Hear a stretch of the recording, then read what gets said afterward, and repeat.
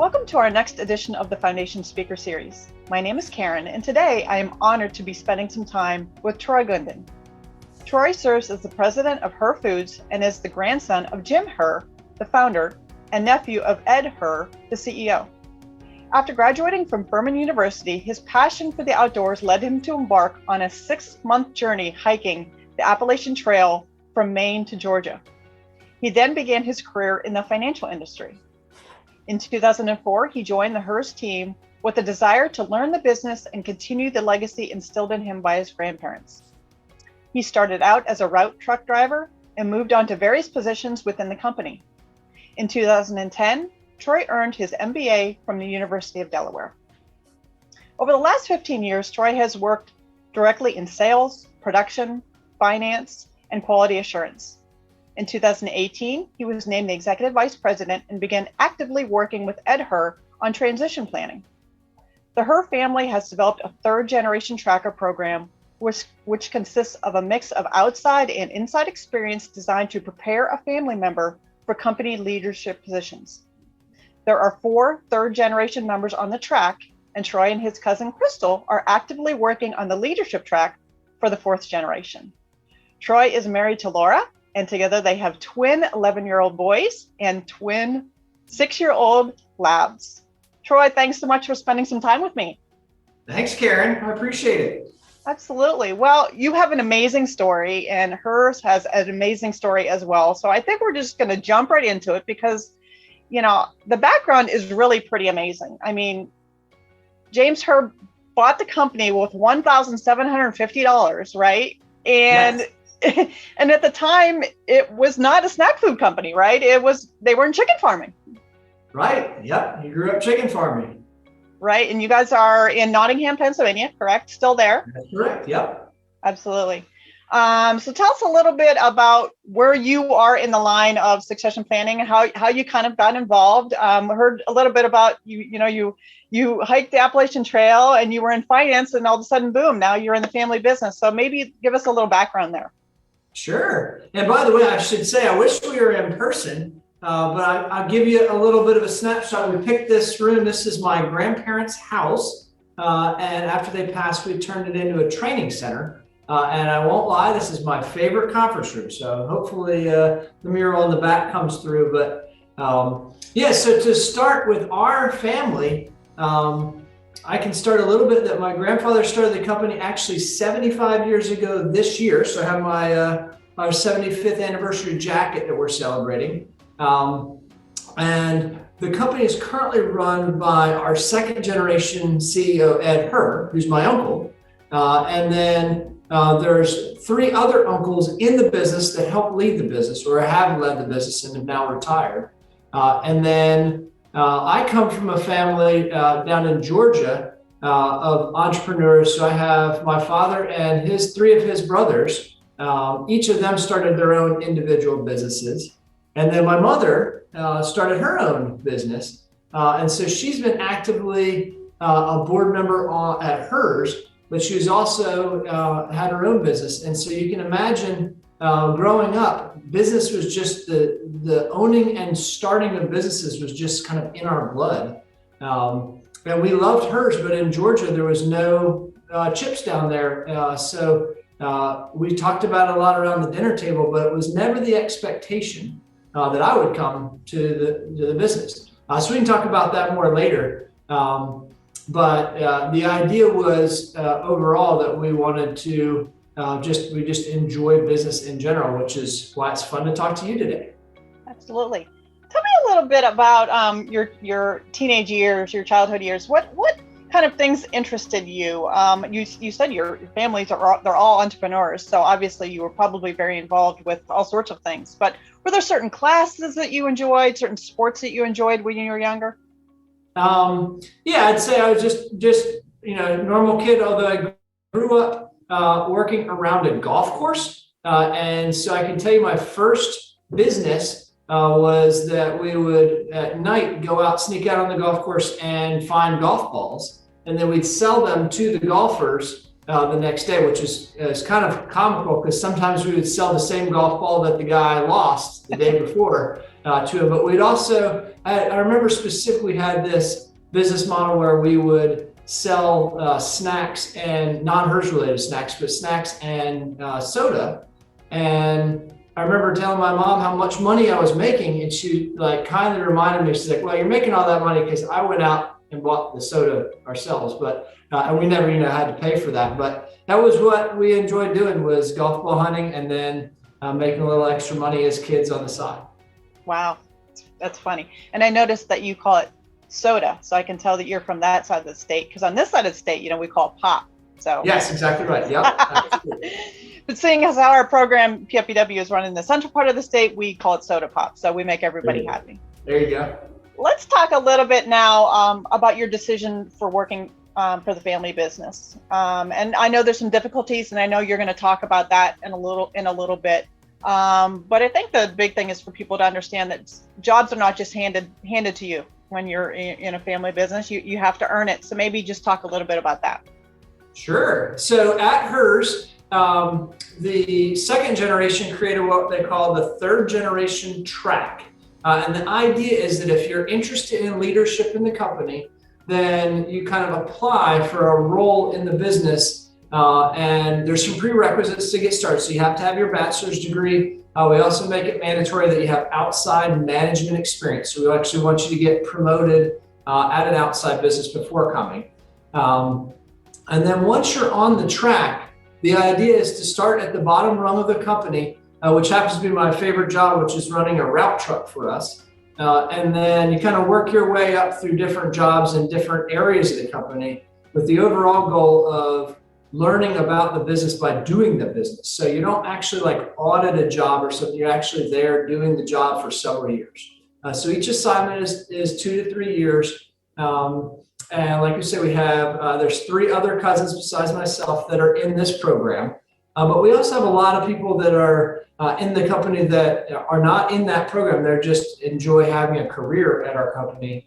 So we currently have 10 other full-time members and 2 part-time employees. So it's really an honor to work at our business. But that track is kind of what sets us a little bit apart in terms of when you join the company. Right. Well, it's a very exciting time for you as well personally, because I know that you recently just took over as president. So congratulations for that. But I'd like to talk a little bit about, and I know you've talked quite a bit in other venues about the point of view from you, the person who has to come into a family business. Succession planning is about planning for the future, and typically you have the people who are the older adults in there planning for the younger people coming through. But you have a kind of unique way of looking at that, and then you tell the story of the person coming through and coming into this situation. Maybe could you talk a little bit to our viewers about that and some thoughts that you have about that? Sure. Well, I have a lot of thoughts, so if you don't mind. But no, I guess the thought, Karen, when I was going through this, and my cousins and I were going through this transition, we would read a lot of books, and most of the books that you read out there are on transitioning planning from the perspective of the older generation. So when I was thinking about for today, like how could I help? One of the thoughts was, well, I can just give you the perspective of how it is from the younger generation. How is it to be a descendant? And what are, a few things that would have been nice for me, I guess. What would I have wanted to know before I got started in this whole thing? So I guess that's the perspective that hopefully can help anyone that's listening. But yeah, I came up with 9 thoughts, so I could just kind of run through them if that works. I see you 9, so we'll get started. But I guess the first one and we had mentioned this just a little bit before, but it is for me is the idea that working in your family business is a blessing. So obviously, if your family has a business, that's a blessing. And then if you get to work in your family business, then you're doubly blessed. What's interesting about that is that I actually struggle with that because I really don't like this world of nepotism and the idea that you're going to get a job just because of your last name or just because of who your uncle is. And so I actually almost didn't come to the business because of that. But the idea is that when you work for your family business, it's important for the descendant to know that everybody knows that you're blessed. Everybody, they're not going to forget that you're a member of the family, and no matter what you do, no matter how hard you work, you need to kind of remember that. And I think that's important just from my perspective to remember that. So I have a couple of thoughts on that. And the first is that the only way you can get respect is to earn it. So, come to work early, stay late, do the jobs that nobody wants to do, and really set a great example, but don't talk about it. Just come to work and really work hard. And then the other thing you have to know is that no matter how hard you work, there's always going to be that person that will say, hey, you got your job just because you're your last name. And it's just a fact. It's part of being in a family business. And to be fair, kind of, looking at my just recent promotion, you say, well, it's also true. Like, I would not have gotten to this position if I hadn't been an owner of the business. But that's just a perspective there. So the idea, just thinking of it as a blessing, kind of was the first piece that I needed to wrestle with. The second one is, and this is not, it's very easy to know, would be that this is a responsibility. So running a business, it has a lot of benefits, but it also has a tremendous amount of responsibility. And for that, one of the things that has worked well for our company or our family is sharing that responsibility. So it's not just one person at the top, but it's more of a team approach. And so with my uncles and my cousin, we run the business together. And we spend a lot of time building that team and building our relationships. Because the one thing that I feel like you wouldn't want to do in a family business is to tell the other owners of business, like, hey, I got this. Like, you don't need to worry, like, we got this thing figured out, because that's really not the case. And they're also owners of the business. So I wouldn't want to take on risks or anything for the owners or the employees without working and having a great team. So I feel like building that team, specifically for the cousin generations, which didn't, grow up around the dinner table. And some things that we did were mostly fun, but they really built a foundation. Was like, we had pet projects that we worked on together. We would just make it a habit of going to lunch together quite a bit. And then the third one was just working together outside of the normal realm of job responsibilities. Like, we went to a trade show, and it's one of those deals where you're just building that foundation, because you got to know that there's going to be good times, but also the bad times. And when you have the bad times, that's when you can really jump on this foundation. So that's kind of the second thing is the idea of knowing how much responsibility you carry. Number three is the idea of getting some perspective. And we had talked about in the track program that you need to work outside the company. And I really believe that that's important because that outside work experience has a couple things that now that I'm at the family company, realize just how important it is. And the first is just being a normal employee. Like, what's it like to have a good boss? Or actually, what's it like to have a bad boss? And if you work in a family business, even the bad bosses are going to treat the owner's kids nice. So you really never get that feeling of having that bad boss unless you're working outside the company. The other one that's interesting is getting a promotion, and that feeling of getting promoted outside the business, because you're never truly going to feel the value of that promotion when you're in your family business. It's always something in the back of your mind is going to be like, yep, I got that because I'm a family member. And then the other one that I like to talk about is that if you work outside the business, that's where you can make your first round of mistakes. And I'm really specifically talking about the 16-year-olds that might be listening, the 18-year-olds that you don't necessarily want to come to the family business as your first job. And I can speak personally, like when I was 16, I worked at a golf course. We were excellent at driving the golf carts on two wheels, and we just had a whole lot of fun. We were not model employees. And I can honestly tell you today, I'm glad that my uncles didn't see me in that phase where they didn't see how much fun I was having. They didn't see how lazy I was or late. And Yet if you did that in a family business, employees have long memories. And so they're going to remember that person that was late or any number of things that person was growing up later in their career. And so I feel like just, I guess my opinion would be to get that experience outside of the company during that time. The other perspective that you can get is the idea of formal education. And I can just say that in my experience getting my MBA, I really enjoyed the perspective of other business leaders and how they were running their businesses. And you can really learn a lot from that. So I think that's another great way to get perspective about your business, about your family business when you're outside the business.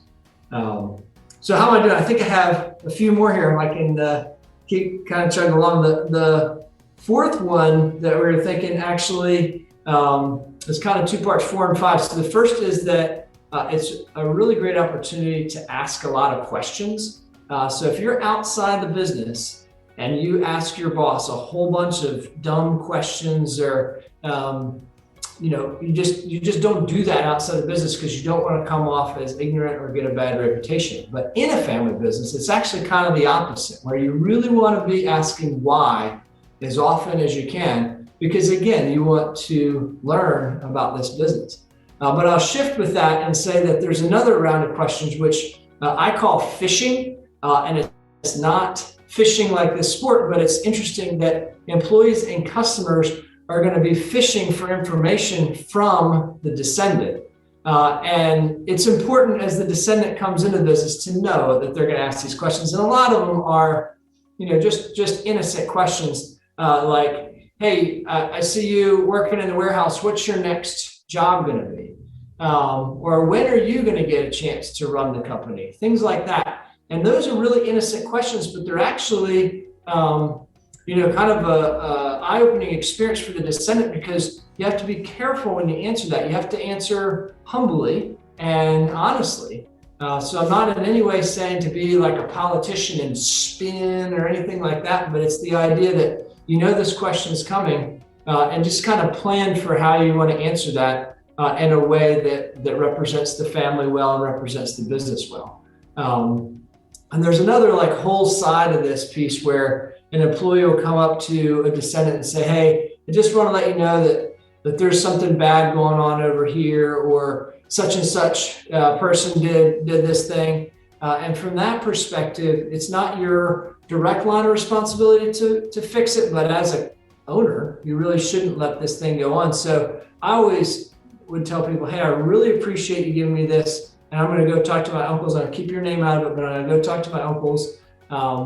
And then I always make a deal with them that I'm going to come back and follow up. And most of the time, when I would come back to the employees, I would say, hey, listen, I appreciate you gave me this information. Due to confidentiality, I can't tell you what we did in this scenario. But please let me know if you see it happen again. Thank you so much for letting me know. But it's really important as a descendant to come back to the employee, but also to keep that confidentiality, because then they know that they can be, tell you, confidential information, and you're not going to pass it along. So it's a two-way street, but it's really important to kind of think before you come to the company that people are going to be fishing, and they're going to ask you some unique questions. So get ready for that. The one easiest answer when I think about all of the fishing was something that our second generation did for my generation, which was they actually didn't tell us what our next assignment would be. So, when I was working in the warehouse, working on a route truck, I would get a lot of people say, hey, what's your next assignment? And I could honestly say, I don't know. In fact, I would even go as far as to say, hey, I just trust my uncles. I'm just going through and I trust those guys. And that kind of leads into number 6, which is that you got to trust the previous generation, and they have to trust you. So I realize that it's easier to say. There's a lot of family businesses that just don't trust each other. And I guess from that perspective, I would think that there's just it's almost like to try to find one thing that you guys can agree on. And that would be what does success look like? So we know in any family business that the previous generation wants to retire. over a period of time, they want to pass this business down to the next generation. And then the next generation, you can bet, they want to get promoted. They want to move up in the company. And so both generations, one common goal you'd have is they don't want to screw up the company. They want this to be a healthy business. So I feel like if you can have that one common goal, then you guys can build trust. And my uncles and I do this where you just, over a long period of time working together with the same goal in mind, you can build up a lot of trust on that. It kind of leads to this next thing of when you're talking about transitions. I listed it as number 7, but I can tell you that as a descendant, you should expect that the transitions, the promotions are going to take a lot longer than you think, or even that any other employee thinks that they should. And I always thought it was like a nice thing when employees would come up to me and they're like, "Hey, Troy, if I was running the company, I'd promote you now. You should be ready to go. You're running the company." And it's nice. It was a nice thing that they said. It's not really useful for that. And so I guess my thought on transitioning is, as a descendant, it's just really important to be patient and to really focus on doing the job that you're assigned that day, not think too far ahead, not be doing anything other than what you've been asked to do on that. And then that kind of leads into number 8 here, which is while you're in the transition or while you're doing that job. So think for a second, like when I'm on working in the warehouse in second shift, and it's the second year that I'm doing that. So I've been there quite a while. You build up some friends. It's a really great time to be a good listener. And if you think about in a family business, it's rare that you get unfiltered feedback. The information that you get as a leader in a family business is often filtered. And so this is that rare time when you're actually in the trenches working with the employees that you're actually learning how it really is. And that's a great time to ask a lot of questions and try just to really understand the business. And you can then learn that later in your career. You'll remember how it feels to be in those roles, and obviously try to design that to be as easy as possible. But listening is so important. And then the last thing, and I promise I'll stop here, Karen, would be the idea of beginning your career at your family business with the end in mind. And whatever that end could be, it could be, you want to sell a business, or in our case, before I joined hers, I kind of set the goal in my mind of what would a successful career be. Mine's pretty simple. I'm 3rd generation, and our goal is to pass a thriving business down to the 4th generation. And so, that kind of mindset then allows you perspective when you're working at the family business. And the statistics are all against us, for these transitions. We see that in our generation as a challenge, and it kind of pumps us up. It's invigorating. So in closing, I hope that back to what we were trying to do is it kind of helps the next descendant to get a perspective, either before they come to their family company, or if you're already at the company, just some ideas for you. So hopefully that helps, Karen. Yeah, that's great. As you were talking, thank you for sharing all that. As you were talking, I come from a family business as well. So it was kind of great to go back and think about my time in the family business, and some of the things that you were saying, I could go back in time and say, yep, that happened to me. But a lot of things you were saying apply really to any time you're in business, whether it be a family business or not, about goals and responsibility and, showing up to work on time, all that kind of stuff. That's really great advice for anybody, whether you're in a family business or anytime you're going into business. I agree. Just one last question, and it really doesn't have anything to do with the family business at all, but I'm a big snack person. I love snacks. My friends will tell you that I am the snack queen. I've always been so interested on when a new product comes into market, how did it possibly get there? Is it something that your customers contact you and say, hey, you know what, you should do this. You should put chocolate on that. That would be great. Or the employees say, hey, look, we mixed these two things together and look what we got. This is fantastic. How does a new product come about? And how long does it take for a new product to come to market? Okay. Well, actually, you answered correctly on that. So sometimes my favorite is when we have customers come up and like, hey, you should try a new type of chip. And it really is, most of our stuff comes from our ideas of either employees or customers that are just creative.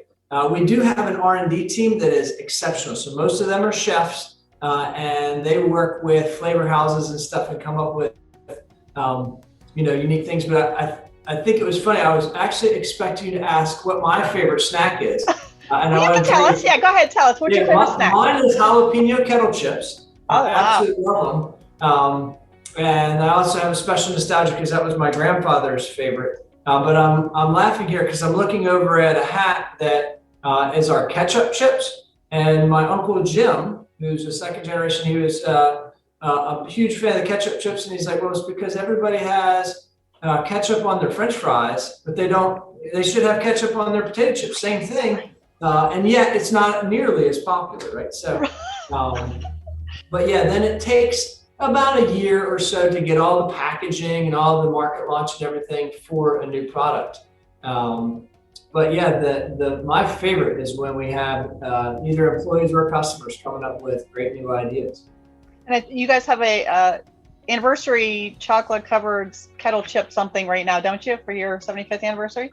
We did. It didn't have chocolate on it though. But it was a style kettle chip that we designed specifically for our 75th anniversary that took us back to kind of our roots and had just the perfect oil blend of salt and pepper on it. And it was just a limited time thing. So it's actually, I'm talking about a product that's not available anymore. So, but anyway, it was great fun. Well, Troy, thank you so much for spending all this time with us, telling us your story. We've really enjoyed this. I know your time is very valuable, and especially as well for all that your family's done for us. You guys have been supporting our programming for over 27 years. 40, 50 students have gone through our summer program because of your generosity. So we're just so grateful for the relationship and everything that you guys have done for us. And congratulations on your success, and good luck with the future. Thank you so much, Karen. Have a great day. Absolutely. Thanks for watching.